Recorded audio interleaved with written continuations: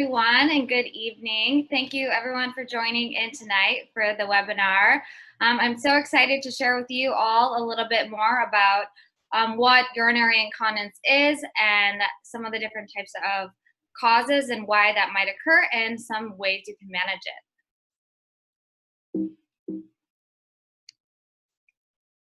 So first off, I just wanted to start with giving a little background about myself. Some of you may know me already, and some of you, this might be the first time you're listening to me speak. So I just wanted to start off by saying I grew up in the wonderful Midwest in Milwaukee, Wisconsin, go Cheeseheads. And then I moved down to Arizona for graduate school where I got my doctorate in physical therapy. And then following that, I moved up to the wonderful state of Washington, which is where I reside now, and work for Oasis Physical Therapy in North Richland, Washington.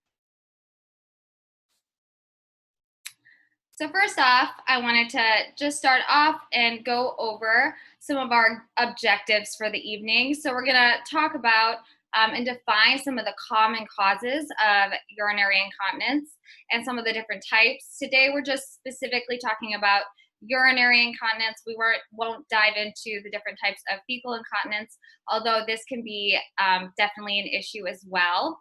We'll also address some of the techniques to combat urinary incontinence, and then talk about some of the next steps in other ways you can manage challenges with urinary incontinence.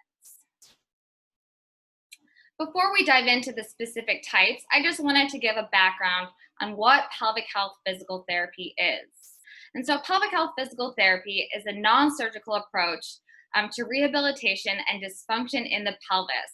And not only the pelvis, but this can also be the low back and any area around the pelvis. And then this contributes to your bowel, bladder, sexual health, and any pain complaints that comes with this.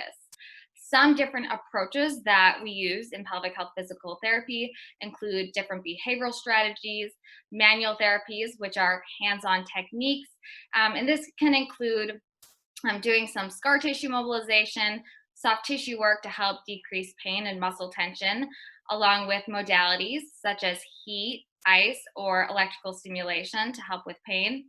And then really the meat and potatoes of pelvic health physical therapy goes down into therapeutic exercise, different education, and functional retraining, which I'll dive a little bit deeper in today. All right, here is the list. It's not an extensive list of all the different types of urinary incontinence, but this covers the 5 main types of urinary incontinence. So I'll be talking about urge incontinence, stress incontinence, overflow incontinence, functional incontinence, and then I won't necessarily go into mixed incontinence, but mixed incontinence is a combination of urge and stress incontinence together. Before we talk about dysfunction and what that looks like, let's start talking about what normal bladder function is. Because if we don't know what normal bladder function is, then it's hard to understand or know when there might be something wrong. And so first off, looking at your bladder fills up to about 400 to 600 milliliters. And what is happening is this usually takes about 3 to 4 hours to fill. Again, this depends on every person. We all have different sized bladders. And normally, when your bladder is full of urine, you get a signal from your brain that goes to your bladder. And so what happens when you get this signal is your bladder muscle squeezes, and then this forces urine into your urethra. And this is where your pelvic floor muscles come into play. So your pelvic floor muscles must relax in order for your urethral sphincter to open, and then this is when urine flows out. With a healthy bladder, signals in your brain let you know that your bladder is getting full or it's completely full. But then usually you can wait to go to the bathroom if it's not full. With incontinence or urinary incontinence, there is some type of mismatch in the pelvic floor muscles and or your brain to bladder function, which we'll specifically talk into with each different type of urinary incontinence. Then going into typical voiding patterns, and with voiding, I am just talking about how many times are you going to the bathroom throughout each day. Again, looking at this list, it's an average, so this may differ from person to person depending on how much water you drink, your altitude, and other environmental factors. And so the regular amount of time is around 5 to 8 times every day. And then we really want to focus on usually going between every 3 to 4 hours if possible, because again, 3 to 4 hours is the average amount of time it takes for your bladder to fill. And then at night, just because this is when we're sleeping and we really go through all of our restorative processes, it is nice and hopefully possible that you're not going to the bathroom at all, but 0 to 1 times is normal. Again, we want to interrupt our sleep as little as possible. And then the amount of time, I'm sure a lot of you aren't going to the bathroom, counting how many seconds you're going pee, but the average amount of time is around 8 to 9 seconds, or at least 8 ounces. So next time you are on the toilet, you can count or maybe look at this and say, hey, do I fall within this range? Again, it might not mean that you're out of the ordinary, but if you are experiencing some of the other symptoms that I talk about today, then maybe it does relate to you. Now let's dive into our first type of incontinence, and that's urge incontinence.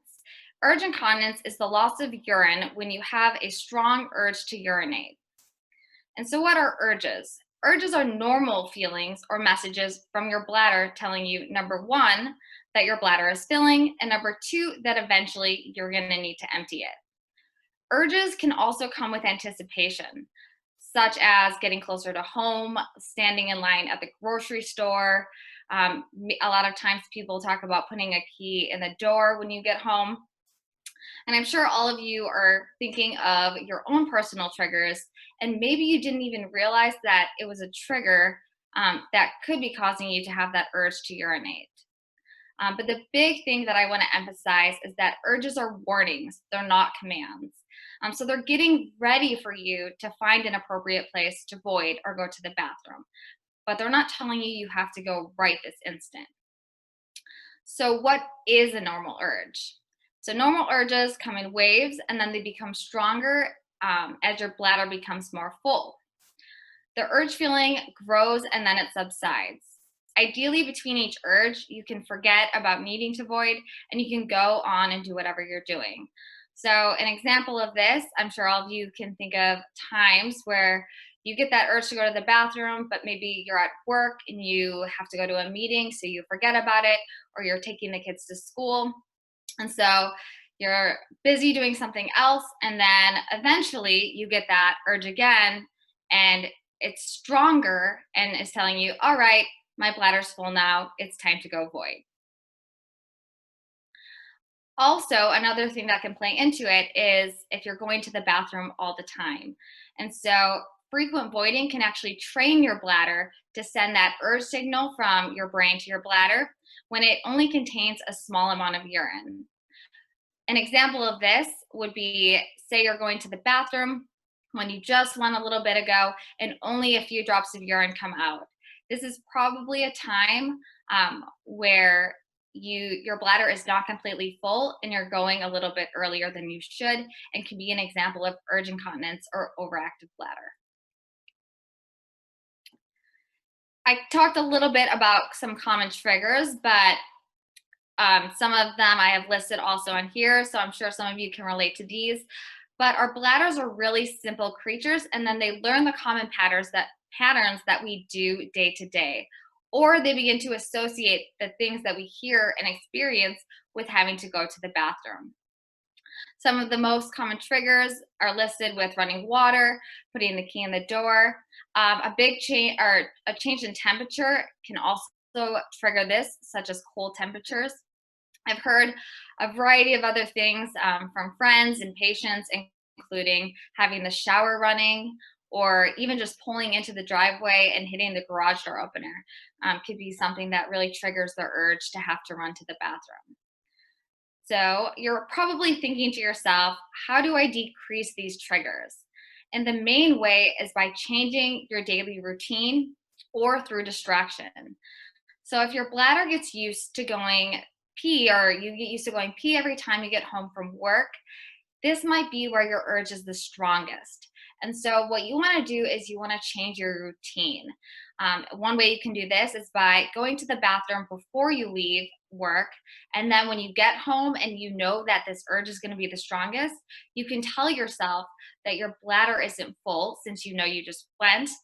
And you can do different types of distraction techniques to try to let that urge subside like it normally does so you can wait a little bit longer. And then eventually you can develop a voiding schedule, which we can talk about and I will talk about in one of the future classes I'll be teaching as well. Now, diving into stress incontinence. Stress incontinence is the type of incontinence that most often people think of when they hear urinary incontinence. Stress incontinence is when you have urinary leakage, when you have any type of increased stress on the bladder, such as when you cough, laugh, sneeze, and then experience urinary leakage.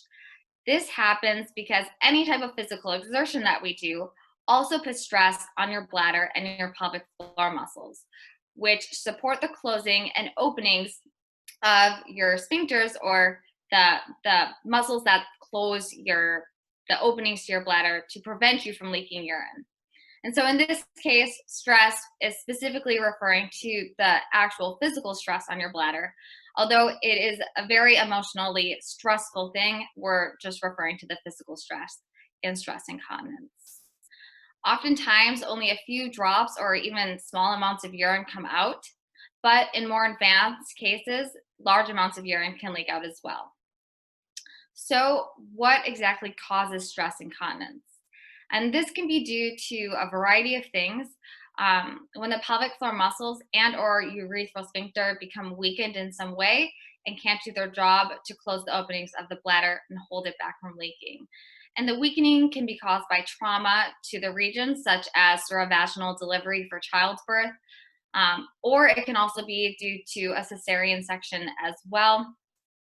Any type of abdominal surgery, again, you're changing the pressure between your abdomen and your pelvic floor muscles, which really work together to support our different functions throughout the day. So, any type of change there can actually weaken your pelvic floor muscles as well. And then, any type of chronic stress, such as a cough or holding your breath, can also put that increased pressure on your pelvic floor and lead to weakening of those muscles that support your bladder. For men specifically, some of the most common causes of stress incontinence is urethral sphincter damage as a result of prostate surgery or a pelvic fracture. So, what are some ways that we can prevent or manage stress incontinence? And this has us go back again to what is the cause of stress incontinence? And this is usually due to weakness of the pelvic floor muscles. And so, one thing that you can do to help is by strengthening your pelvic floor. And some of you may have heard about pelvic floor muscle exercises before, also commonly known as Kegels. But for some of you, this might be the first time as well. And so when it comes to doing a Kegel, this takes a lot more mind power than performing your everyday bicep curl. But what you want to do is you want to picture closing the openings for a female anatomy, your vagina, or for men, you're thinking of lifting the penis head, or for both, you can think of winking the anus. Another really big cue is stopping the flow of urine. And so, if you think about stopping the flow of urine, that usually is a good sign that you are contracting your pelvic floor muscles. A really big thing when you're doing a Kegel is you want to make sure that your abdomen, your buttocks, and your inner thigh muscles are relaxed, because these muscles oftentimes want to take over the job of doing the pelvic floor muscle contraction or the Kegel. I will be going into a lot more depth about how to properly do this, the proper techniques, how many times a day you should be doing this in one of my upcoming class. But again, there's so many instances as well where a pelvic floor muscle contraction or a Kegel might not be appropriate. And so let's talk about some instances where that's the case. So when is a Kegel or a pelvic floor exercise not the right exercise for you to do. So, one case is if you just had surgery. When you just had surgery, your body still needs time to heal. So, you want to usually wait at least 6 to 8 weeks before doing pelvic floor exercises. Again, check in with your doctor or your nurse about the right time to start these exercises. But if you're cleared sooner, then it's okay to start. Another key instance is if you have a urinary catheter in place. And this is the tube that doctors insert into your urethra to collect pee in a bag. So if you think about this, if you do an exercise with a catheter in place, right by your pelvic floor muscles or your urethra, this could cause your bladder to spasm or cause some bleeding as well. So again, a few days after you have that catheter removed, it's safe to usually do Kegels, but check in with your doctor or nurse before resuming these exercises. And then, most importantly, if you have any type of pelvic or perineal pain, such as any pain with pelvic exams, pain with peeing, inserting a tampon, or having pain with intercourse, this is often a sign that your pelvic floor muscles are too tight or fixated. And doing pelvic floor muscle exercises can actually contribute to your symptoms and make the pain worse. And in this case, you're going to want to focus on helping your pelvic floor muscles relax, which there are a variety of techniques to help your pelvic floor muscles relax, which I will be talking about in one of my future classes as well. All right, going into our next type of urinary incontinence. And as you can see in the picture, overflow incontinence really goes with its name. And so you can see that the bladder is becoming too full, and then there's drops of urine coming out. So overflow incontinence is when you have urine leakage due to the bladder not fully emptying or becoming too full with or without the urge to urinate. And overflow incontinence occurs when something blocks the flow of urine from flowing normally out of the bladder. One common example of this would be for men an enlarged prostate, which partially blocks or closes off the urethra. Other causes of urine blockage, other than an enlarged prostate, could be bladder stones, tumors, or scar tissue. Also, if your organs are drooping a little bit lower than normal, this is called a prolapse. This can also put pressure on the urethra and cause a king toes effect, and therefore affecting or blocking the flow of urine. Overflow incontinence can also occur when the bladder muscles become weakened, and therefore this can lead to not even feeling the urge to urinate. And the bladder will then become eventually too full, which forces the urethra to open and leakage occurs. So if you think about overflow incontinence, going back to urge incontinence, they're kind of the exact opposite, because now you're no longer getting that signal from your brain or your bladder to have that urge to urinate, whereas urge incontinence or overactive bladder is when that signal is coming too often. Other types of injuries or things that can contribute to overflow incontinence are nerve damage, childbirth, past injuries, diseases such as diabetes, multiple sclerosis, shingles, as well as aging can affect the bladder muscles from contracting normally, which can then also affect your feelings of urge and ability to empty your bladder. Another thing that can affect this is taking any type of medications that's preventing your bladder muscles from contracting or that decrease your awareness to urinate can result in overflow incontinence. And then last but not least, we'll talk about functional incontinence. And functional incontinence is a little bit different than our other types of incontinence. And this is when your urinary tract and pelvic floor muscles actually are functioning properly, but you have an injury, illness, or disability preventing you from physically being able to make it to the bathroom. One example of this would be having an illness or condition where you're unaware of the urge to need to urinate or go to the bathroom. Probably most common would be having any type of memory loss or dementia, which is affecting your ability to have that urge or have that brain signal go to your bladder So you're not aware that you need to go, which can also go hand in hand with overflow incontinence and having that overflow state happen.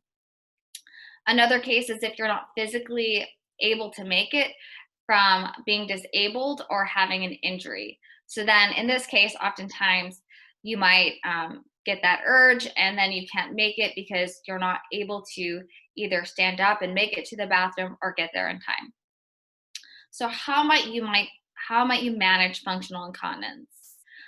One really good thing would be talking with your primary care provider about getting a referral to physical therapy. And this doesn't have to be to a pelvic floor physical therapist specifically.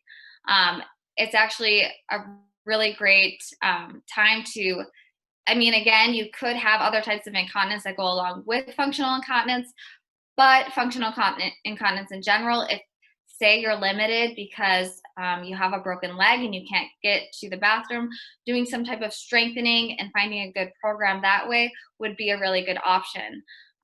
If you have if you feel like you're falling a lot and you don't have the balance, then having a physical therapist come to your home or having someone or going into physical therapy and working on your balance, or as well as finding different techniques to modify your toilet height or different things that you can use or assistive devices that you can use to make your bathroom more safe can be very beneficial as well. So physical therapy doesn't have to be just working on your pelvic floor muscles. It can be working on finding those specific impairments that you have or weak muscles that we want to work on to get you strong enough to be able to functionally make it to the bathroom in time. So now that I've went over all of the different types of incontinence for the evening, I just wanted to take you and let you know on where this journey might continue. So I hope you all were able to take some valuable information from just a brief overview. I know I really just got to touch the surface of each type of incontinence tonight. And some of you may be able to continue with your daily lives and apply what you learned today to help manage these symptoms. But if you're asking yourself, I'm not really sure if I know how to do a Kegel or which type of incontinence I have, I don't know which exercises are right for me, then you are in luck and we do have a few good options. So if you're local and you have insurance and you think you would benefit from an in-person evaluation or consult, then you can schedule an appointment with a pelvic health physical therapist. If you are local in town, I do work at our North Richland office in G-Way, and anyone in any of our 5 offices would be happy to go over your insurance benefits with you as well. If you don't think that you have time for an in-person visit, I would be more than happy to do a consultation over the phone. And we also are doing virtual visits as well. As for functional incontinence, you can always come to physical therapy at any of our locations, and the physical therapist will evaluate you to see, again, where you're limited and which muscles specifically need to be strengthened or stretched. And lastly, I will be hosting a 5-day class this September. So it'll be September 7th through the 11th, and it will be at 5:30 p.m. each night. And with this class, it will be focused on pelvic health rehabilitation for the postpartum mom. But don't worry if you didn't just have a baby, it might still benefit you. So I will be really going over a lot of the ways that you can combat some of the different incontinences we talked about tonight. But I'll also be going about how to master doing a Kegel, how to alleviate your pelvic pain. I get into discussing how your diet can impact your bowel and bladder symptoms. We also go into different strategies on how to decrease that constant urge to rush to the bathroom without leaking urine. And then I go over different apps and equipment that you can use for long-term management of your pelvic pain symptoms and urinary leakage issues as well. So again, I hope all of you consider taking the class. I really think it's a beneficial thing, especially if you are pressed for time. A lot of the things that I go over in the class, I spend multiple visits on in physical therapy. So it's just a really great option. And it's been a lot of fun being able to teach that over the last few months. Jeannie is going to be sending out an email after the class with all of that information, so don't worry if you're wondering about how to sign up. But from here, I want to open up the room or area for any questions. So thank you, everyone. And it's time for some questions.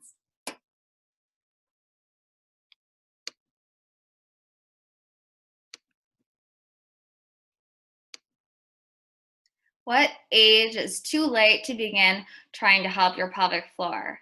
That is a great question. And I want to start by saying no age is too late to begin trying to work on your pelvic floor. Again, our pelvic floors are changing throughout our lifespan.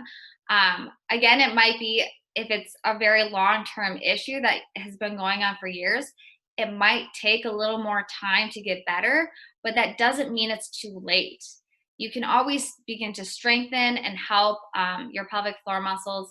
And I really don't think it's ever too late to begin something. So that is a great question. I'm really happy you asked it. I hope that was about how many Kegels should I be doing? So that also is a good question, and that plays back into whether or not you should be doing Kegels at all. Because if you do have if you have any pelvic floor tightness, maybe Kegels aren't the right option for you. Usually, um, it depends on how long you're able to hold the Kegel, but you want to be doing around, and this varies person to person, so I can't give any prescription without really seeing you. But you want to be doing it multiple times a day if your pelvic floor muscles are really weak. And I usually have people do about 10 at a time. Ideally, you'd like to hold them. I know you didn't ask this part, but since I'm going into that, holding a Kegel for about 10 seconds. But oftentimes, it can be very difficult to get that contraction at all at first. So that takes some time as well.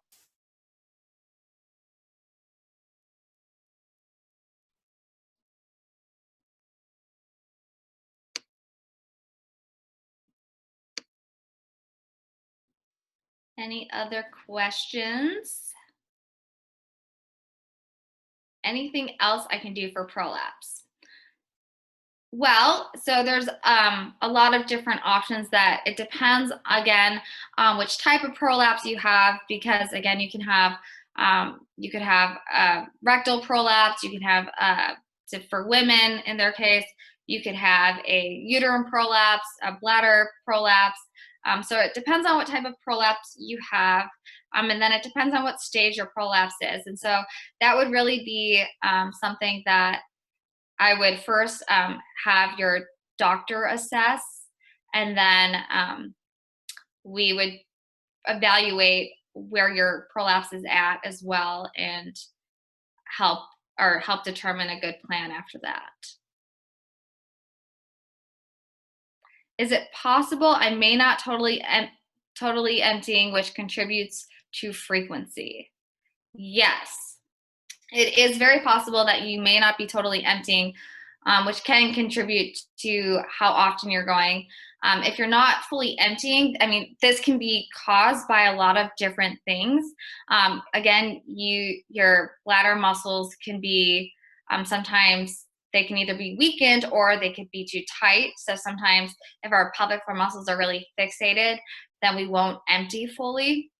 And if you're not emptying fully and you have that residual amount of bladder or urine in your bladder, then this might give you that feeling, especially if you have any type of urinary irritants in your bladder, then this can cause that irritation and make you feel like you have to go more often. Again, this is a case by case basis, and I don't know your specifics, but it can definitely contribute to that. Are there surgical options for fixing female urge incontinence? Ooh, that is a good question. Again, I don't really specialize in the surgical aspect of treating urinary incontinence, but I know they do. I don't know if they do any specific surgeries, but there are some different types of medication approaches, as well as electrical stimulation, where they essentially provide electrical stimulation to one of the nerves that is related to your bladder to help suppress that urge. So I think that would be almost the closest. I think they implant that electrical stimulation, which would be surgical. So that would probably be the closest surgical option that I know of. All very good questions.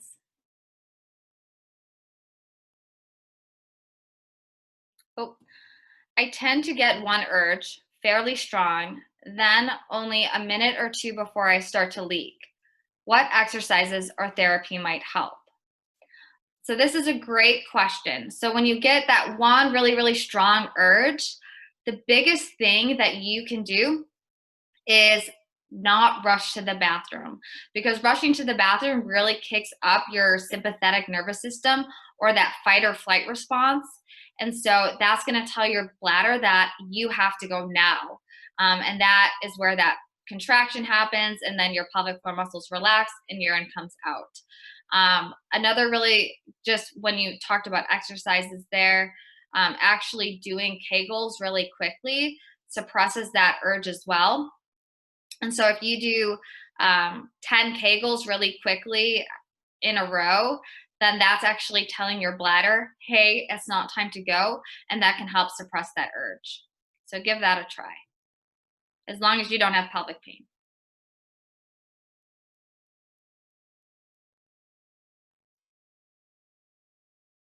Oh, thank you. I'm glad it was very helpful. And again, if you have any other questions for me, I'd be happy to have a consult with you over the phone or via email. I'm open and available. We do free consult Fridays as well. So just give us a call at Oasis and we'd be happy to help.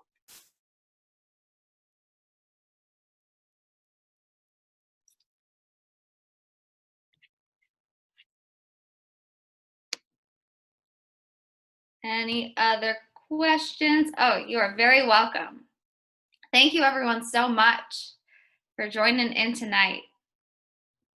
Liz, there is one question in the chat that just got asked. Okay, let me go to that. All right.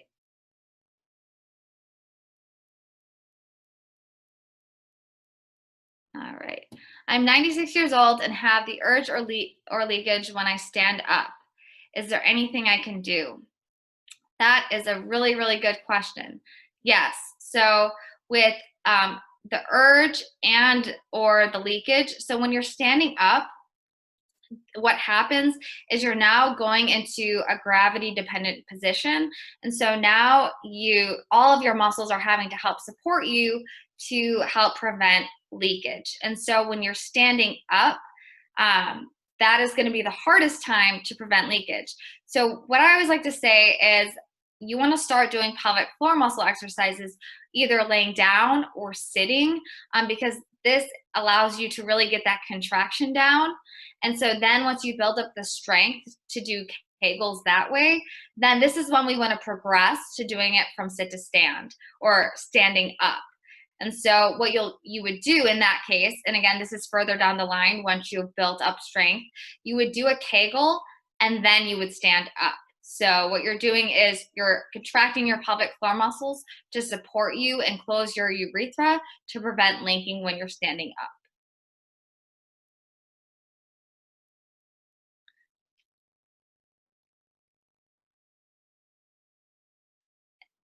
All right. And you are all very welcome for all of the info.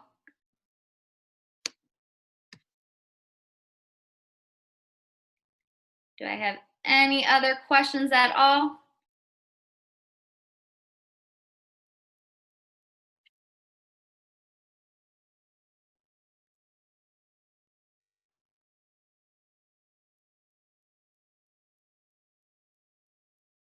All right. Well, without further ado, I think we will call it an evening. Again, I really appreciate everyone coming out. I'll hang around for a few minutes still if anyone else has any other questions. And I hope all of you were able to take away a tad bit of information about pelvic floor physical therapy and urinary incontinence. Thank you.